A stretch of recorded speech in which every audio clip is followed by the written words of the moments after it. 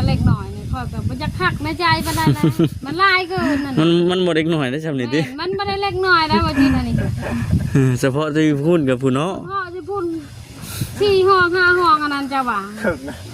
เพิ่นเครื่องคานยังว่าหน่อยนี่ค่อยก็อุกตัวนี้แหละคันว่าช้ำตัวนี้เนาะว่าคำ ชั้นตัวนี้ใครอยู่ นี่ นี่ปู่ นี่พวกชวดบ้านผู้กับพาคุเมนนี่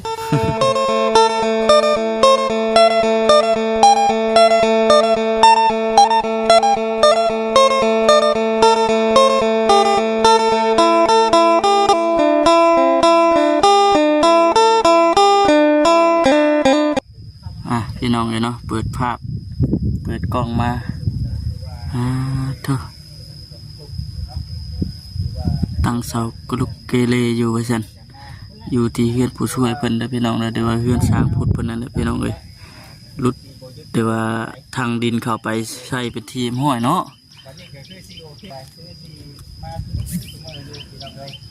คือบรรยากาศมันก็เอาพี่น้องเนาะก่อนอื่นก็ทักทายสบายดีเด้อพี่น้องเด้อเนาะทักทายสบายดี FC กันเบิดสุขุสุคนพี่น้องเอ้ยพบพ่อพบเจอกันคือเก่ามื้อนี้ก็เมื่อวานนี้ก็บ่ได้ออกปลาข้างนอกพี่น้อง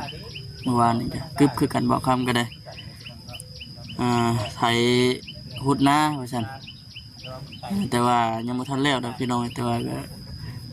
ช่วงตอนเช้าเนาะตอนเช้าคือว่าคำเมื่อช่วงเล่นนี่ก็ลงไถคือเก่าพี่น้องช่วงประมาณ3หรือว่า4-5 โมงนี่ก็เป็นไถหุดหน้าตื่นเช้ามาก็ประมาณ4 โมง 5 โมงเช้านี่ก็เป็นไถหน้า7 โมง 8 โมงก็มันออกมาข้างนอกนะเก็บทางไปเอาพี่น้องเนาะก็สบายดีอีกทีนึงไปพี่น้องเนาะนั่งเบิ่งหมู่อยู่ได้ป่านนี้ก็ได้เนาะสบายดีเด้อ ดื่มไม่กันชั้น ให้กันชันมาถือมาเนาะแม่นได้อยู่บ่เป็นนึงเอาจับนี่ก่อนเป็นคันว่าบ่ได้เลยได้อยู่คันว่าบ่ได้ก็บอกเด้อคันว่าได้อยู่ไปพี่น้องเลยเนาะโอ้เราทางดินเนาะว่าสิปบไปเลยได้ฮะว่าสิบ่มาหรอกบัดนี้ว่ะให้ไอ้คำให้ผู้ช่วยน่ะเป็นโทษเป็นหนี้เนาะติดหนี้นะรถติดหนี้ยังนะดินเขาเอ้านี่ดิเอาดินมาถมแต่ว่ายังไม่ทันจ่ายเงินแม่นเงินอยู่นำเบอร์จิตดิบัดสิเอาเงินไปเลยแล้วว่ะสบายดีสบายดีโยทำไป2 มื้อบ่มาใกล้จ้อย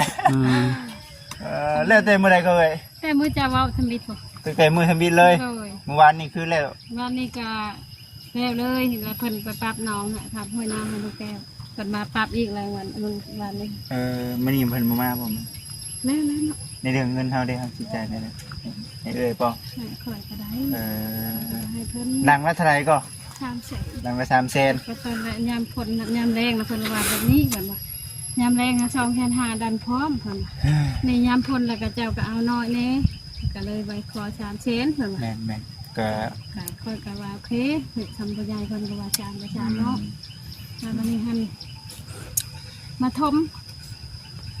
มือถมมันจะก็ให้เรากินบะเวียนเป็นน้ำเนาะทางนี้ค่ะกับโอ้ยลายนี่น้ำแล้ววันนี้ละดูมองหันแล้วมันก็เลยบกพอบาดมันยังเป็นน้ำอยู่คือเก่าแล้วเป็นเจ้าของรถแล้วว่าให้เจ้าเอาแล้วเลยค่อยกันเลยคนว่าให้ค่อยเอาตื่มนิดคนว่า10 รถคนว่าอันค่อยน่ะลุบได้คนว่าคันจะเอาแต่เช้ารถนี่นะคนว่าแบบนี้บาดบอกมาฮอดพี่ดำคนให้เอาตกลงมันตกรถนี่ค่อยในเช้าไป18 รถกระชาม10ทางนางหมายแต่งบเฮามันมีชาวหนึ่งวันนี้เนาะก็บ่เป็นหยังค่อยก็บอกให้เพิ่นพังทางในแล้วว่าคนว่าเอาใช้ให้มันเต็มซะลูกหลานเอ้ยเพิ่นว่าให้มันได้ซะแหละเงินคำก็ชวนที่เพิ่นงบเพิ่นมานี่เอาก่อนแต่ชวนประธานได้มาหันก็ให้เจ้าหาให้น้ำลังเพิ่นว่าเพิ่นว่านั่นนี่อันผู้เจ้าของรถนะเจ้าของดินเจ้าของดินนี่นะที่แกดินมาให้นี่นะเอาว่าได้ก็เอื้อยก็เลยเพิ่นว่าเพิ่นรูปนอนได้ก็ว่ารูปเพิ่นบอกให้เอาเพิ่นว่ารูปแบบไหนรูปชาวรถเพิ่นว่าชาวรถนี่ยังรูปอยู่แพ เห็นใจซื่อเพิ่นว่ามานี่บัดนี้หันหาช่อยได้เพิ่นว่าเป็นอะไรก็ค่อยบ่มีจักดีน้ำมันทางก็บ่เหลือบ่หยังเพิ่นว่า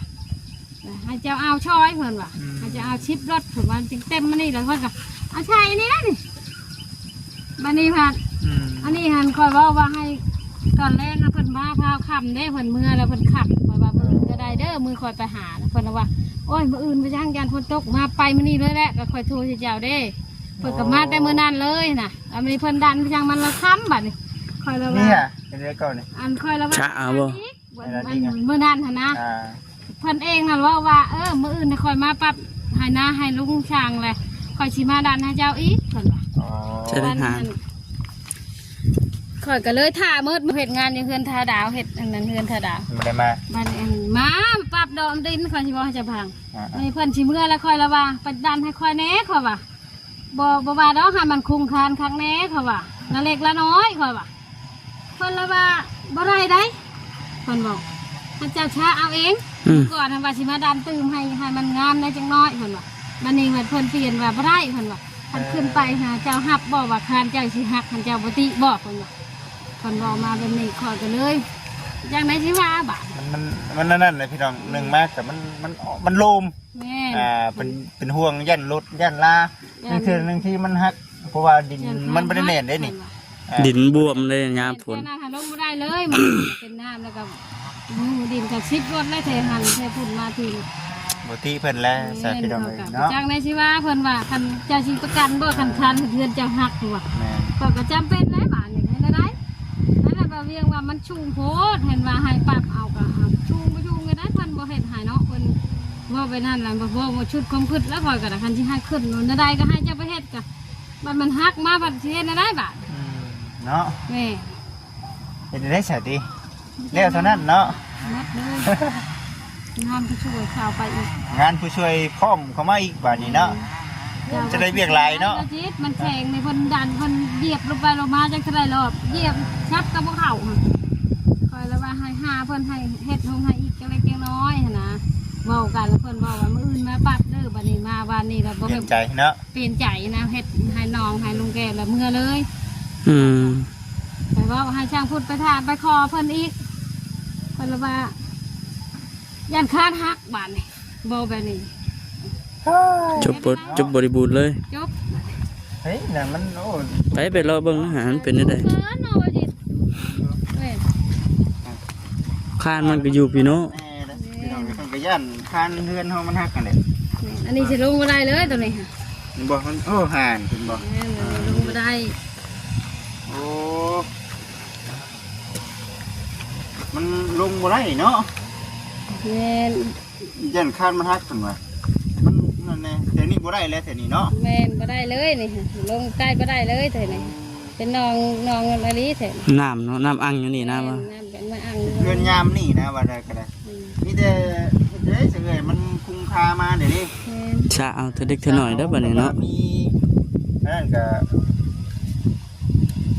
ที่ว่าเลยเนาะ แค่เอาแล้วปฏิทินวันเล็กหน่อยนี่คอยกับมันจะคักในใจปานใดนะมันลายเกินนั่น มันบ่เด็กหน่อยได้จำนี่ติ มันไม่ได้เล็กหน่อยแล้วปฏิทินนี่ เฉพาะที่พูดกับผู้เนาะ พ่อจะพูด4 ห้อง5 ห้องอันนั้นจะว่า ถึง เพิ่นเครื่องคานยังว่าหน่อยนี่คอยก็อุบตัวนี้แหละคันว่าช้ำตัวนี้เนาะว่าคำ ทำตัวนี้ใช่อยู่นี่ปู่ นี่พวกชวดบ้านผู้กับพาคุเมนนี่มานี่กัน เงินกระจายอยู่ก็ได้พี่น้องเลยเนาะ คิดว่าให้เพิ่นว่าบ่ช้างเนาะให้เพิ่นเถิกมานี่ก็ใครอยู่ใครอยู่ มันนี่น่ะมันบ่แม่นว่าเข้าบ่ได้แต่ว่าเพิ่นเพราะว่าบ่ย่านคานเพิ่นเฮือนจะฮักบ่เพราะว่าถามคืนไปนั่นก็ค่อยก็เพิ่นบ่มีบาดนี่เพิ่นฮักไว้เฮ็ดได้บาดนี่เนาะบ่จิเดี๋ยวเลยจำเป็นแล้วเพิ่นก็มื้อเลยเมื่อวานนี่ เป็นจริงมันก็บ่ฮักดอก เพิ่นบ่อยากเฮ็ดให้ ข้อยก็เคยเห็นผ่านมาอยู่เนาะ ว่าฮู้เรื่องนะเอ้ยเพิ่นบ่อยากเฮ็ดให้ เนาะมีแต่อุปสรรคเท่าไหร่ เห็นจังหวะ เอาซะแล้วเนาะ ซะก็ซะเด้อเฮ็ดเด้ออย่าติ ซับไป30รถติ แม่นแต่เพิ่นว่าเอาก่อนแต่อันโตกระซ้าเพิ่นว่าชิปรถหันเจ้าหาให้คอยน้ำหลังก็ได้เพิ่นว่าเอาชิปรถแล้วก็ชามล้านบุญ 3ล้านเนาะ3ล้านเนาะ อ้าว 10รถนั่นบ่ เอ้า มันเป็นแบบว่าเฮาเลือกบ่ได้ เนาะ คืองามนี่น่ะมีเฮือนเอื้อยเพิ่นคนเดียว เป็นยังฝนเนาะ เพิ่นก็เลยเอาชานเชนก็ค่อยก็เจ็บใจอยู่ท่านว่าให้คอยบ่บานนี่หั่นนะ เฮ็ดให้จุบเจือเนาะให้มันเกลี้ยงก้อยจุบเจือเนาะ แม่น ขนาดเป็นเอาไปไว้ได้ดิ ขนาดเป็นเอาไปไหวได้นี่นะ เอ้ย มาฮอดแล้วปะว่าคงให้เอาอีกชิปรถได้ปะ จะเดียดอีกเนาะ กันเจ้าบ่เอาฮอดชิปรถหันลุงนี่หันลบแล้วเพิ่นว่าบัดดินเจ้าก็ยังบ่ได้ว่าทางนั้นแม่นหมดเพิ่นว่ายังเป็นน้ำหมดก็เป็นน้ำมะลิ จะมีของเพิ่นในเรื่องดินนี่ อยู่ได้ประมาณ30 รถนี่มันก็ถือว่าโอเคผู้ดีงาม แม่นแล้วเลยเพิ่นว่าหัน ผู้ดีงามเลยเห็นบ่เพียงไปเลย เห็นได้เพิ่นให้เอาเนาะเพิ่นก็ยังให้เฮาได้แล้วก็ได้น้ำเฮานะก็เลยจำเป็นละยามได้ก็จึงให้เพิ่นว่า แต่ว่าในความเป็นจริงนี่คือเฮาเฮ็ดชำเฮามีเนาะแต่ว่าเพิ่นแบบบ่คิดในนั้นซะเนาะคิดมีแต่ว่าอยากให้ อย่าให้งามอย่าให้งาม โอ้ยเนาะ3 ล้านโอ้ยเฮ็ดได้นี่เนาะ 3 ล้าน แทงเติบได้3 ล้าน ไม่แล้ว คือสิหาเงิน3 ล้านได้เด้ 3 ล้านได้บัดนี้ก็ ทุ่มเบิดเลยแถว อัน นี้ นี้ เนาะ ก็3 ล้านได้ก็คือเขาว่าแล้วคันว่า มันเห็นคานในบ่แน่ก็ยังคล้ายอันนี้ให้ก็ให้โพดให้จนเราชวดเครื่องคานบ่ เอ้ยอดทนได้สาเหตุจังไดเนาะก็เฮ็ดไปซ้ำซาว่าบ่สร้างเลยจังที่เฮ็ดอันนี้แล้วบัดมีงบต่อบัดหายมื้อก็มีได้เนาะจังที่ ว่าวันนั้นก็ชาทุว่าสิเลยแบบใดก็ได้หมด บางทีเราน่ะเพราะว่าบ่ช่วยหรอกเพราะว่าดินก็ยังน่ะกองจินพูนอยู่บ่จัดนะ แล้วแห้งเล่งเฮือนธดาให้แล้วยันฝนตกขึ้นยากนะนี่ เป็นยังก็คือน้ำลา ต่อท่อขึ้นอันนั้นแทงน้ำมาแล้วว่านี่เราได้ต่อห้องน้ำกับห้องครัว อ๋อเดี๋ยว คือว่าแล้ว กับเด็กเบิกกันเนาะเนาะหักคักอยู่พี่น้องเนาะในเรื่องความเลิน แม่น คิรินทมนี่ถือว่างาม พอแล้ว เพียงเลยเนาะ งามเพี เพี ย ย ง งแล้ว คันน้ำนี่ก็ถึกไปเบิด โดย เพียงเลยน้ำนี่บ่โอ้ยบ่ขึ้นย่านว่ามันสิไหลลงมาใส่เดินทางเอื้อยเพิ่น ตะกี้รูปนอนนี่เนาะ ลุกนี่ ลูกกระมูทางนี้เลย แต่คือว่านะพี่น้องเอ้ยครับหนึ่งมาน่ะมันยากคือเว้าแน่แหละเนาะเบิ่งนี่คือทั้งเพิ่นนี่คือสิล้างมือล่ะปีนี้น่ะเนาะ แม่นเพิ่นกับมื้อนั้นกับเพิ่นสิยาแล้ว สิยาเลยเด้ งดสุดท้ายบอลฝนตกทางกระไดแต่ก่อนไปหาแล้วเพิ่นก็เลยแบบไปให้เลยยันฝนตกเพิ่นว่าไปมื้อนั้นเลยค่อยว่ามื้ออื่นจังก็ได้เพราะว่าอันถ้าจิตเพิ่นกับวานข่าวแล้วค่อยว่าเพิ่นผู้บอลอันชายบุญอันเป็นประธานบุญให้นะค่อยว่าบ่เพิ่นว่าคันว่านั่นล่ะสิไปเฮ็ดให้ได้มื้อนี้เลยยันฝนตกผ่าลงเพิ่นว่า บ่มีปัญหาดอกพี่น้อง มากันจัง3 โมงกว่า3 โมงเลยมาฮอดก็คือว่ามันไกลเนาะจกชัยกัน แต่เดียวที แป๊บเดียวนึง มีปัญหาดอกพี่น้องขอเพียงมันแล้วมันทั่วเนาะเพียงแต่ว่าบ่ได้ถ่ายคลิปให้กับอนาคตคนใหญ่เป็นเบิ่งนั่นแหละจังตรงของคิดเนาะเด็กก็บ่เป็นหยังเนาะถือว่าบัดนี้สำเร็จแล้วบัดนี้ก็ได้ถือว่าคันว่าเพิ่นมีอันน่ะบล็อกมีปูนมีสั่งก็คือ CFC คือสิเห็นบัดทุกช็อตอยู่ดอกบัดนี้ เนาะ แล้วเรียกกับสิพากันจัดการอันนี้แล้วก็ทางบุญไหววอนอยู่ว่าจะพาตกกว่า หมดคนเลย จักชาจังยังนี่แล้ว สู้เห็นจะได้แสนเนาะมันเป็นเลยเด้มีแต่สะลงไปหันเนาะนี่เนาะตัวนั้นแค่นี้ของเนาะ ชั้นนั้นเขาก็ยังลงใจแน่ว่ะ ก็เห็นไป บอลหนึ่ง ส่วนเชลล์นะเนาะส่วนเชลล์สุกไป เนาะบอกค่ะจะว่าทุกคน โอ้โหน่ะเสาบักชูหนึ่งกิลิตอยู่บัดในทางนั้น เที่ยงได้แต่นี่ยังอยากเที่ยงได้เนาะ พอดีเพียงเลยนี่นะพอดีเพียงคานเลยตอน พอ นี้ ดีเพียงคาน เลย พอดีเพียงคานเพิ่งคานได้ ตัวนั้นหมดปู เห็นจะได้สาเพิ่นว่าได้เลย ก็เพิ่นว่าการที่ขึ้นในเจ้าหักประกันบอกว่าการจะบ่หักบอกเขาว่าโอ้ยข้อยก็บอกคำถามให้ตอบบ่ได้เนาะถ้าคำถามไปอย่างอื่นก็อยากขายได้ มือส้มจีฮักแค่เนาะเบิ่งเนาะ ถึงว่าสิฮักง่ายฮักตายไปนั่นดีก็ได้ มันตอบบ่ได้เด้คำถามมันน่ะเนาะมันบ่มีนี่แหละถ่ายก็ได้ เอาได้เนาะเนาะเห็นจะได้สานี่ดิพี่น้องเลยเนาะถ้ามากวดมากนะพอดีนะโอเค แล้วก็กวดมานี่ก็ดี ดีแล้วก็เรือกับชะเอาก็ได้คือเฮือนถ้วยทองมันยังเฮือนพระจ่อยท่านหยังอะเนาะก็เคยเห็นชะเอาอยู่เขี่ยเอาอยู่ เจอบ่ลายปานนี้ว่าซั่นติ แหมนั่นเองมันก็มันได้ชัวร์ อ้าวเห็นว่าเอ้ยน่าเก่งนี่ มันว่าแต่ว่าขยัน เอ้ยเพิ่นเก่งอยู่อย่างที่ดินอยู่หั่นก็ยังขนมาเบิดไป แม ได้ นยาดอกกันเปิ้นว่าในหันกันดีน้ำใจน้ำกันขึ้นมาเลยเก่งขึ้นมาจะให้ตอบจะให้ยางเขาทางนั้นทางนี้นะแล้วก็บนดินเพิ่นนะมันเป็ดมันยังแล้วก็มันจะให้เพิ่นปรับให้มันงามจะดีนะวันเพิ่นอยากเหยียบเข้ามาหนะดินตัวคนทำโมเมนต์ของข่อยมดเนาะนี่เพิ่นก็โอ้เป็นนั่นแหละคำตอบข่อยกับว่าบ่ได้เฮียนเลยนะเป็นจังยังเลย บอกเลยบอกเฮาบ่มีเนาะก็ค่ามันพี่น้อง กันว่า ให้วิจิตมีรถเด้อเนาะเอามาแต่อยู่หน้าบ้านโคกพุ่นเนาะเอาไปให้นี่เนาะจะได้อยู่ได้เลย ไม่ได้ก็ติดเลขทุกตัวก็ได้แล้วเนาะบ่ครับ ถึงจะเลขยังบ่ได้คือเก่าได้บ่ล่ะ ติดเลขบ่ชื่อเนาะคือเก่าหั่นแหละ เฮ้ยเนาะเอาถือว่ายาดอกเอ้ยมันบ่ได้ได้แสมีแต่เฮาสองเท่าครับมันอ้ายเพิ่นน่ะเด้อค่อยเฮ็ดไปเห็นแล้วซะเนาะมันต้องแน่นั่นได้เอ้ย แม่นแล้วจำเป็นแล้วเนาะ จำเป็นเป็นอะไร ตะกี้กั้นใจเนาะกั้นใจยันบ่มีดินถมอยู่วันนี้มีเด้อก็แค่มันดอกเอ้ยค่อยเฮ็ดไปเรื่องที่เฮามีงบเฮ็ดหลังคาเฮาก็สิบ่คิดว่าอันน่ะตัวนี้เฮาบ่มีแบบนี้นะอันนี้ยังว่าเฮาค่อยเฮ็ดไปเรื่องที่งบหลังคามีผัดว่าเฮาก็สิได้เฮ็ดเลยแบบนี้นะเอ้ยอยู่หันบ่ครับแจ้งอยู่บ่ แจ้งอยู่ เอาอยู่นี่แล้วบ่ แต่บัญชีแล้วจังใดก็ได้เมื่อได้เอ่ยถ้าไปอยู่บุกเราเก่าหัวหน้าก็ไปได้มั้ง ทั้งสั่งฝึกเป็นเฮ็ดเวียกทั้งนั้นเนาะแม่นบ่ โดยคุณเป็นต่อทอกับบ่เวียงชาวดาว ก็บ่เวียงเอานั่นแหละพี่น้องเอ้ยเนาะอันนี้คือเว้าในความในใจของทั้งเอ้ยคำเพิ่นหรือว่าผู้ช่วยเนาะแต่ก็ถามว่าได้ดินนี่โอ้สุดแต่ดีใจเด้อพี่น้องเด้อเนาะสุดแต่ดีใจแต่ว่าตำนี้เพิ่นในนึง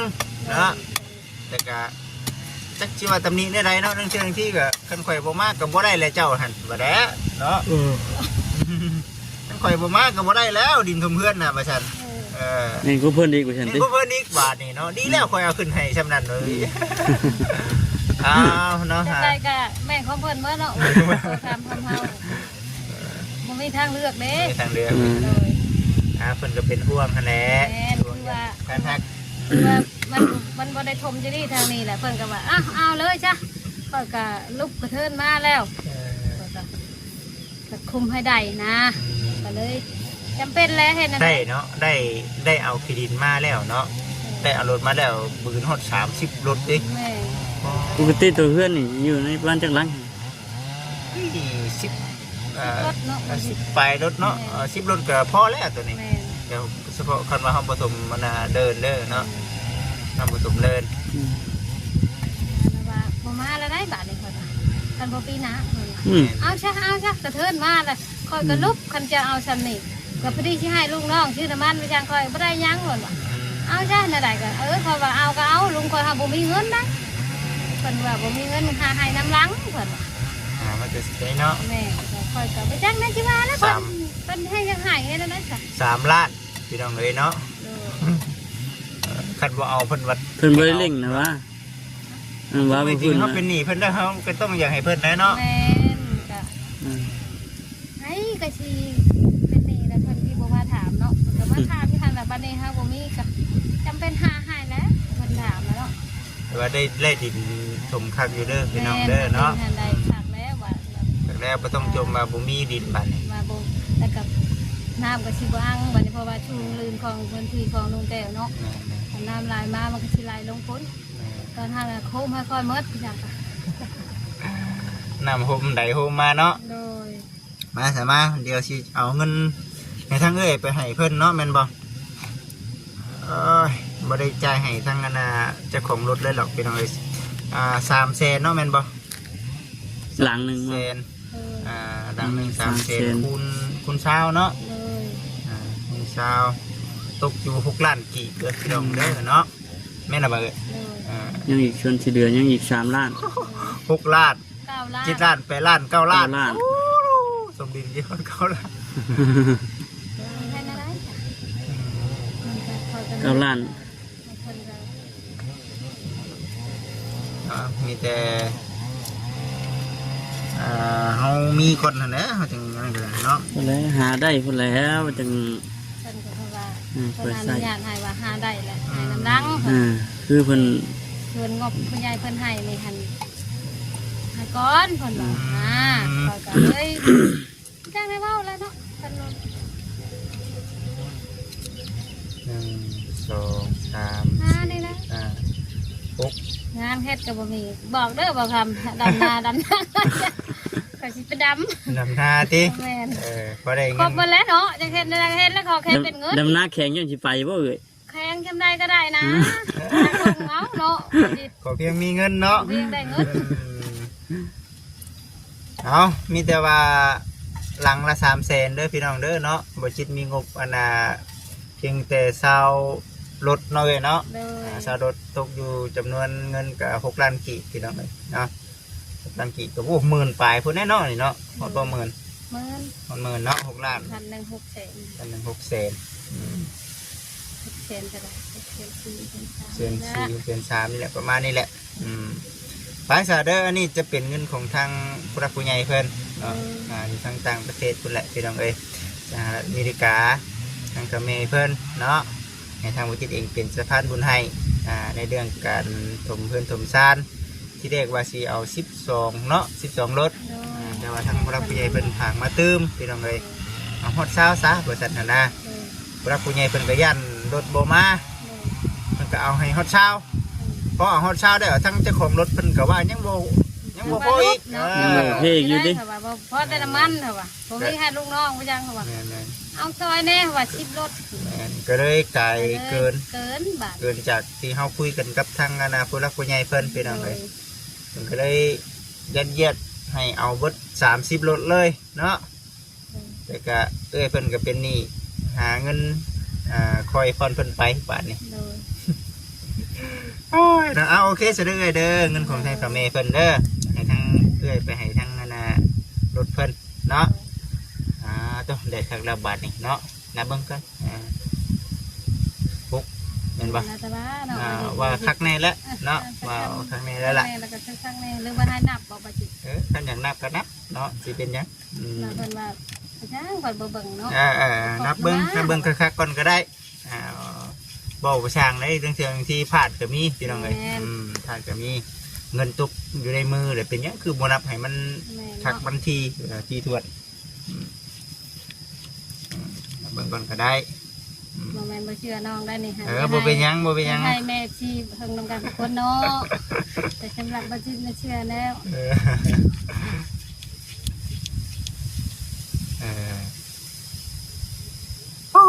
เป็นยังเนาะนั่งนับเงินอยู่แดดอยู่แดดมันเป็นยังคือบดแดดอยู่นะว่าได้ก็ได้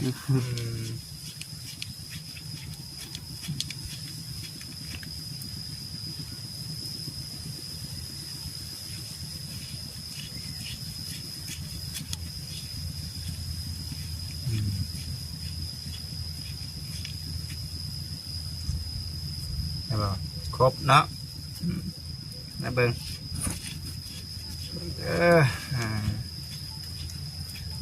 นี่ก็จะเป็นยัง3 ล้านไปได้โอ้ย3 ล้านนี่บูฮูน้ำเด้อตัวนี้บูฮูเด้อดิบูฮูน้ำเด้อตัวนี้3 ล้านนะเนาะ3 ล้านได้เหี่ยอะไรเหี่ย3 ล้านได้ไหนไปเหี่ยมันจะกินได้เนี่ยบ่ครับเอ้ยฟังน้ำเด้อเนาะเอาอันนี้ก็เป็นเงินที่ว่าทางมีคนบ่ได้กะเดือดเล็กน้อยไปของมันเล็กน้อยเป็นบริจิตน้ำแน่คำว่าเดือดเล็กน้อยก็ให้ทั้งเอ้ยเพิ่นพอได้ชื่อน้ำในกินเรื่อยเด้อนี่เด้อมีแต่ว่าหน้าที่ของทั้งเอ้ยเพิ่นต่อไป สองผัวเมียเนาะพากัน มาสะนี่แหละ ซะนี่แหละตัวนี้ก็เนาะตัวนี้แหละเฮา เคลียร์ลงนี้ มันต้องเป็นอย่างนั้นอยู่แล้วหั่นนะ แม่น อืม โอเคอยู่แล้วตอนนั้นเนาะ มันต้องเป็นอย่างนั้นอยู่แล้วโอ้ยเนาะไปจังเอาจังไดก็มีแต่ให้ทั้งขอบคุญขอบคุณทางเจ้าแม่เพิ่นก่อนเนาะเดี๋ยวสิพา FC รอไปเบิ่งเพื่อนน้องไม้เพราะว่าได้ผมเพื่อนน้องไม้เพิ่นนำพี่น้องไปกราบขอบคุณแม่หลายๆเด้อที่ให้อันถมดินให้เนาะอันให้ลูกในวันนี้เนาะก็ขอให้แม่อยู่ดีมีแห้งความจิตบ่ให้ได้ความไข่บ่ให้มีให้สุขภาพร่างกายแข็งแรงทำหน้าที่สิ่งใดก็ขอให้รับรื่นในหน้าที่การงานอันกันให้ทานให้น้องอันลูกแล้วให้ไล่ขึ้นคือเก่าเด้อท่านบ่เช้าให้ไล่เข่ามือแรงอันว่าเงินคำแก้วให้ไล่มากคือน้ำแกงบ่ให้บกให้แห้งคือน้ำอยู่ทะเลเด้อเงินบาทไหลมาเงินดอลลาร์ไหลเข่าในกระเป๋าให้ล้นอ่างเด้อสุดท้ายนี้ก็ขอให้แม่แล้วก็อยู่ดีมีแห้งบ่เจ็บบ่จนเงินทองไหลมาเทมาเนาะบ่จิตจ้าถูเด้อกราบขอบคุณบ่จิตที่เป็นสะพานบุญให้ในวันนี้เนาะก็ขอให้อยู่ดีมีแห้งความเจ็บบ่ให้ได้ความไข้บ่ให้มีทำหน้าที่สิ่งใดก็ขอให้ราบรื่นในหน้าที่การงานแล้วก็กราบขอบคุณบ่าวคำที่มาเป็นแห่งเชียร์แห่งใจในวันนี้ก็ขอให้รับลื่นในหน้าที่การงานยอดวิวหลายๆปังๆเลย สาธุ แล้วก็ขอบคุณแม่FC ทั้งหลายแล้วก็ยูทูบเบอร์ทั้งหลายเนาะบัจิต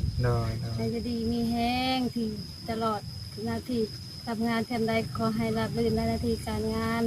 ถ้าบ่มีอันแม่ FC แล้วก็ยูทูบเบอร์ก็ขอยก็คือสิบ่มีในวันนี้เนาะบัจิตก็ให้ทานทั้งหลายอยู่ดีมีแห้งความเจ็บบ่ให้ได้ความไข้บ่ให้มีให้สุขกายสุขใจตลอดปีตลอดไปให้เป็นโฮมโพโฮมไซให้ลูกให้หลานโดนเด้อสาธุ ถูก เนาะเอ้ยมัน คือสิบุกอิ่มใจเนาะ ผิดพลาดประการใดก็ขอโทษนะเนาะไอ้เจ้มันดีใจนะเพราะยังบ่ถึกบ่จิเด้อ เฮ้ยเนาะได้บ่เชิญเพิ่นสิได้อนามดังค่าคือน้องนุ่มเพิ่นเนาะ โอ้ยจังหวะอันนี้ก็ยังนอนบ่หลับละมือใดทั้งนิดนะ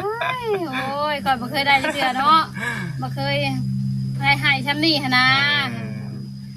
นอกจากพ่อกับแม่แล้วก็คือแม่อยู่อันต่างประเทศแล้วกับเอื้อยเนาะแล้วก็ คือว่าแหละ แม่นบ่เคยพ่อบ่เคยเห็นเนาะมันก็ตื่นเต้นแล้วเว้าบ่ถึกแล้วกันผิดพลาดไปกลางใดก็ขอโทษขออภัยโอ้ยจะคำคือเว้าให้ค่อยขึ้นน้อยแท้ว่ะโอ้พื้นคือไรอันก็บ่จักเนาะว่าจิมันแค้นมันอั่งมันดีใจมันเต็มหมดในใจเนี่ยนะ แล้วก็ มีแต่ในนั้นแหละ โดย อันนี้ก็ย้อนผู้รักผู้ใหญ่ย้อน FC เนาะเพิ่นเห็นความรู้มันอดทนของทางแต่เฮาเนาะพ่อแม่ที่ก็คือสิบ่มีในวันนี้เนาะ แม่ แล้วก็ให้เพิ่นที่ให้โอกาสได้มาเหตุการณ์เหตุงานให้เพิ่นเห็นเนาะคันบ่มาคันเพิ่นบ่ให้โอกาสแล้วก็เพิ่นบ่ช่วยอุ้มชูยูชงก็คือสิบ่เห็นแล้วก็ แม่มา คือว่าค่อยทุกข์ชำใดบ่มีชำใดเนาะว่าจิ โอ้ อัน ย นี้เพิ่นให้ เนาะ เหตุการณ์เหตุงานนํก็เพิ่นก็เห็นค่อยเฮ็ดไปก็ แม่ เพิ่นก็แบบพักในใจเนาะ ไปพี่น้องเลยเนาะโอเคพี่น้องเลยนี่จะจบคลิปก่อนจังไรก็ติดตามรับชมเบิ่งไปน้ำกันเด้อพี่น้องเด้อเนาะจังไรก็ฝากกดติดตามรับชมกดติดตามแล้วก็เป็นกำลังใจให้นะพี่น้องเนาะมืดฝนมาแล้วพุ่นพูดพี่น้องพูดไปพี่น้องสบายดี